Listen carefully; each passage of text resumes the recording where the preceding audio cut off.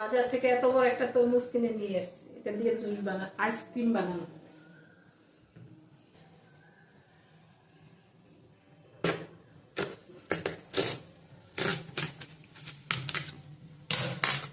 দেখো ভিতরটা কত লাল। আইসক্রিম বানানো হবে।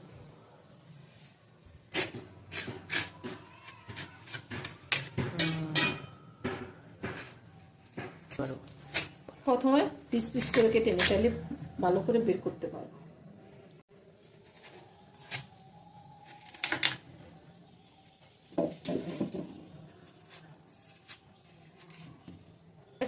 পিস পিস করে নিয়ে এক এক করে এটার মধ্যে দিয়ে দিলাম। এর আগে আর কত বানাইনি। এর আগে কখনো বানিয়েছো? না না, এই প্রথম বানাচ্ছি। কেমন হবে কে জানে। কেমন হবে কে জানে, আগে বানিয়ে দেখি, তারপর খেয়ে বলবো আপনাদের কিরকম হয়েছে।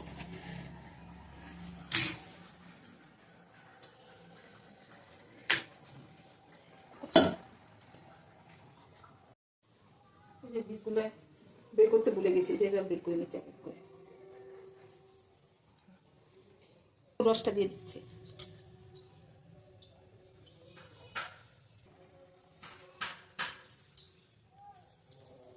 বীজটা সরিয়ে দিচ্ছি।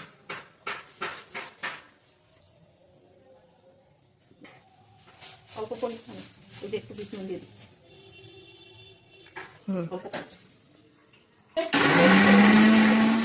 পেস্ট করে নিলাম, এবার ভালো করে ছেঁকে নেব।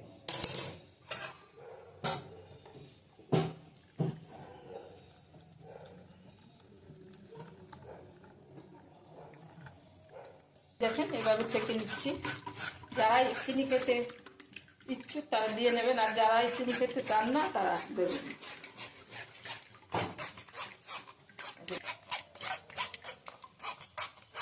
আইসক্রিমের এটা আছে, এটা এক এক করে ঢেলে দিলাম।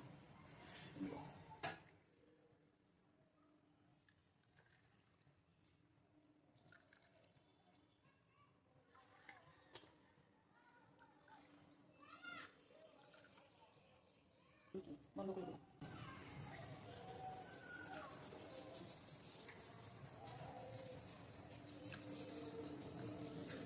এই যে আর বাকি দুটো খুঁজে পেলাম না কোথায়।